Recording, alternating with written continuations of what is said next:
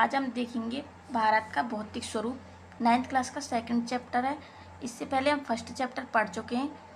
अब इस चैप्टर को हम शुरू करते हैं।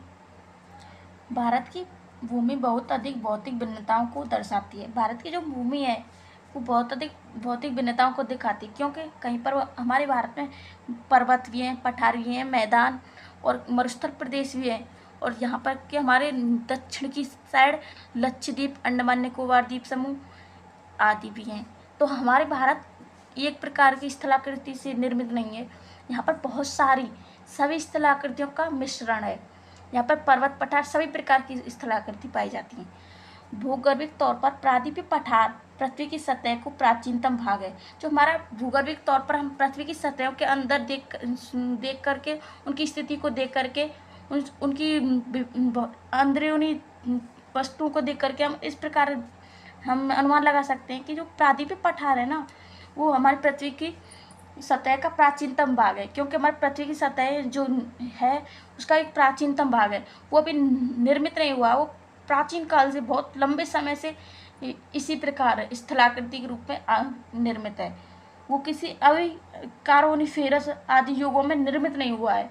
ठीक है, अब देखेंगे हिमालय एवं उत्तरी मैदान हाल ही में बनी स्थलाकृति हैं। जो हिमालय है और उत्तरी मैदान है, ये अभी स्थलाकृति इनकी अंदरूनी भाग को देख करके और इनकी बाह्य स्थिति को देख करके हम पता लगा सकते हैं कि ये अभी बने हुए हैं, अभी कार्बोनिफेरस युग में ही बने हुए हैं। भूगर्भीय वैज्ञानिकों के अनुसार हिमालय एक अस्थिर भाग है। भूगर्भ वैज्ञानिक हैं जो हमारी पृथ्वी की सतह, अंदरूनी सतहों को, जो सियाल, सीमानिफे आदि को देख करके वो पृथ्वी के भाग को, पृथ्वी की धरातल को पहचानते हैं। उनके अनुसार हिमालय है ना, वो अस्थिर भाग है। प्राचीन काल से हुए उसी स्थान पर निर्मित नहीं था, वो अभी उसका निर्माण हुआ है। हिमालय की पूरी पर्वत श्रृंखला एक युवा स्थलाकृति को दर्शाती है। जो हिमालय की जो श्रृंखला है, वो पर्वत, ऊंचे ऊंचे पर्वत हैं, वो एक नवीन स्थलाकृति को दर्शाती हैं, जिसे ऊंचे ऊंचे शिखर भी पाए जाते हैं, घाटियाँ भी पाई जाती हैं, तेज प्रवाहित नदियाँ भी पाई जाती हैं वहाँ, और जलोढ़ के निक्षेप भी पाए जाते हैं, अपरदन भी पाया जाता है। किस प्रकार से होता है ना। तो हम अब देखेंगे भारत का भौतिक वितरण।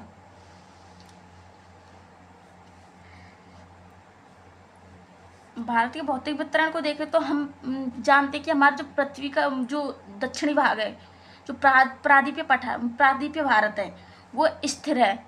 लेकिन हम इस बात को भी नहीं जुटला सकते, क्योंकि हमारा जो हमें अभी भी हमारा भारत है वो हमारी परतों के अनुसार वो गति कर रहा है। क्योंकि हम भूकंप वगैरह अभी आते हैं, हमारे दक्षिणी भारत में भी आते हैं कभी।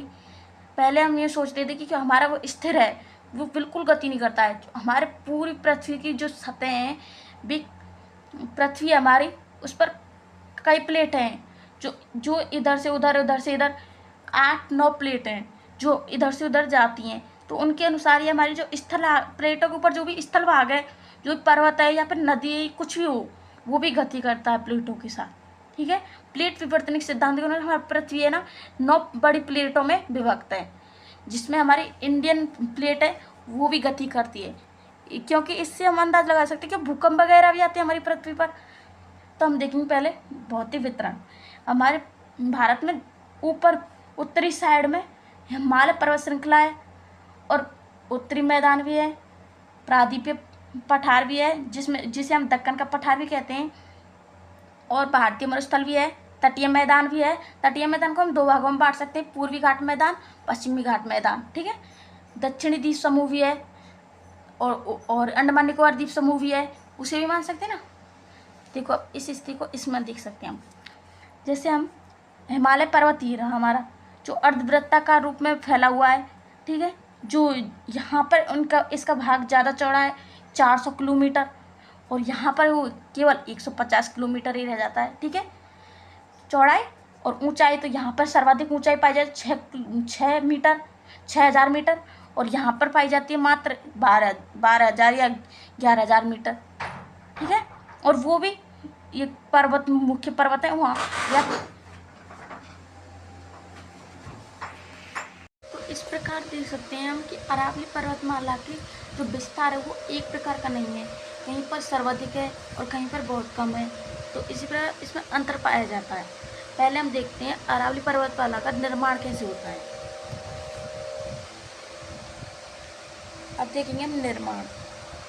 जो पहले निर्माण को समझने से पहले हमें इसे समझना पड़ेगा, क्योंकि पहले पूरा विश्व पर एक ही महासागर था और एक ही स्थल भाग था।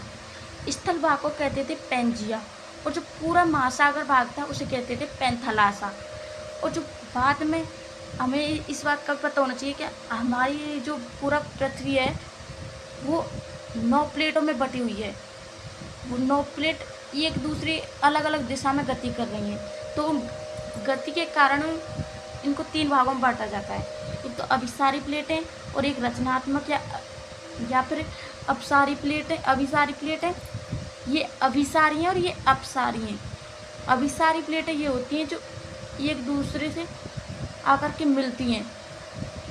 ये विनाशकारी प्लेटें होती हैं, इनसे भूकंप वगैरह आते हैं।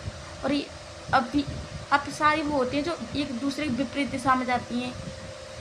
और ये जो रक्षित या सियाल सीमा प्लेटें ये एक दूसरे के ऊपर होकर गुजर जाती हैं, इनसे किसी प्रकार की क्षति नहीं होती है। तो इन्हीं प्लेटों की गति के कारण ये एक स्थल भूखंड है, ये 2 भागों में टूट जाता है, जिसे कहते हैं गोंडवाना लैंड और अंगारा लैंड। 2 भागों में बढ़ जाता है। और इसके मध्य में जो सागर आ जाता है उसे हम तैतीस सागर नाम रख देते हैं उसका, ठीक है। फिर ये और गति होती है प्लेटों में गति होने के कारण हमारा अंगारा लैंड, गोंडवाना लैंड टूट जाता है, जिसे यूरोप, एशिया और उत्तरी अमेरिका आदि का निर्माण होता है। और जो अंगारा लैंड टूटता है उससे दक्षिणी अमेरिका, अफ्रीका और ऑस्ट्रेलिया जैसे देशों का निर्माण होता है। और हमारा भारत है वो अफ्रीका का भाग है। अफ्रीका का एक छोटा भूखंड टूटकर प्लेटों की वजह से वो यहाँ से यूँ चला, जिसे हम प्रादीपीय भारत कहते हैं। वो इतना था सिर्फ, प्रादीपीय भारत इसीलिए कहते हैं। और वो टूट करके यहाँ पर मिल गया, इसीलिए अरावली पर्वतमाला का निर्माण हुआ, ठीक है। और जिससे ये भूखंड बने, इसी कारण अन्य पर्वतों का भी निर्माण हुआ। अरावली पर्वतमाला कहीं नहीं हुआ, और भी जैसे यहाँ पे देखो ये रॉकी पर्वत वगैरह सबका निर्माण हुआ। अब हम देखेंगे कि ये बात हमें जरूर याद रखनी कि हमारा भारत है वो अफ्रीका का भाग है, अफ्रीका के भूखंड का भाग है, ठीक है।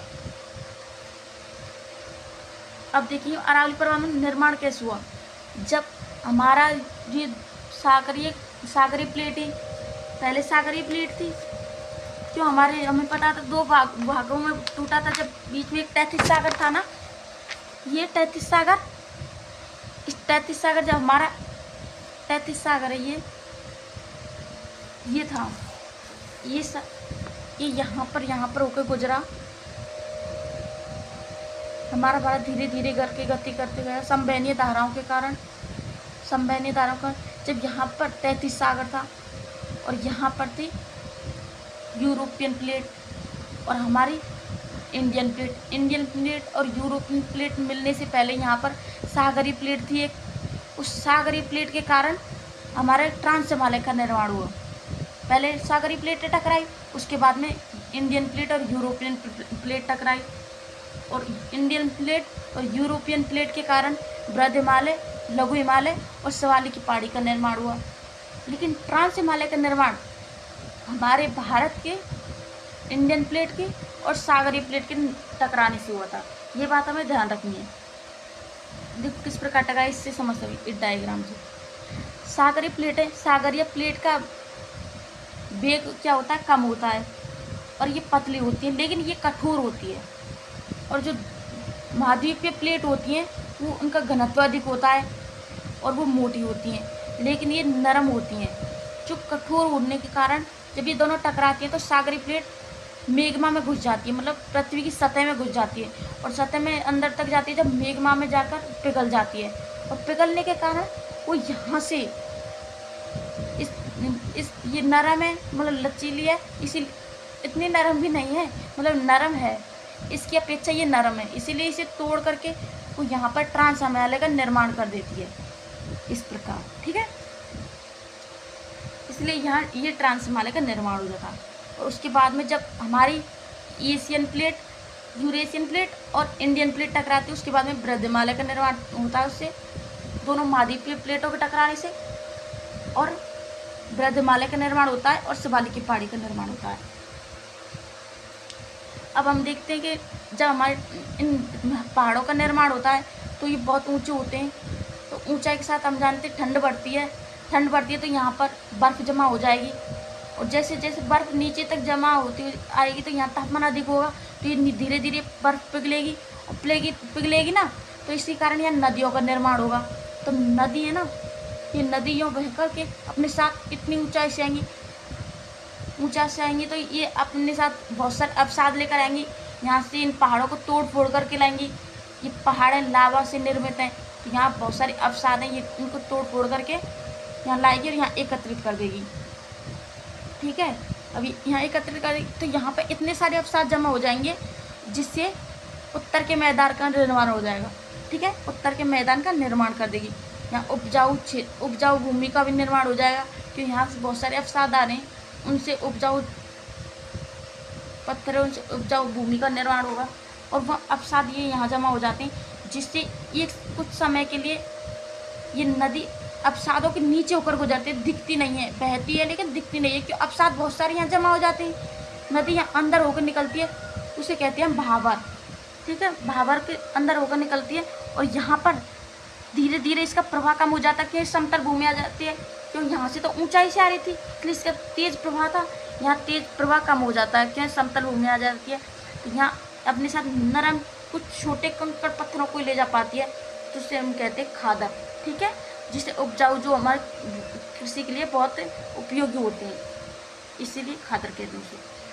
और पहले हमने बताया था पिछली वीडियो में कि जो अरावली पर्वतमाला है, पहले जल से रास्ता नहीं था, अन्य देशों के साथ आयात निर्यात किसी वस्तु को करना होता था, या बेचारों को भी आयात निर्यात करना होता, बेचारों को विनिमय करना होता था, तो इसीलिए हमने दूनों का निर्माण किया, यहाँ से दूनों का निर्माण किया, जिससे हम एक देश से दूसरे देश में जा सकें, जिनमें कुछ दूनों का नाम जैसे देहरादून, कोटली दून, पटली दून आदि हैं।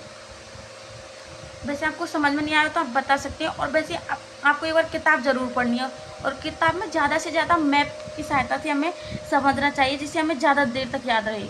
ठीक है, अब हम देखेंगे विस्तार हिमालय का। विस्तार अरावली पर्वतमाला का जो यहाँ पर है, इसे हम कहते हैं काराकोरम की पहाड़ी। ये बलित पर्वत है, ट्रांस हिमालय जो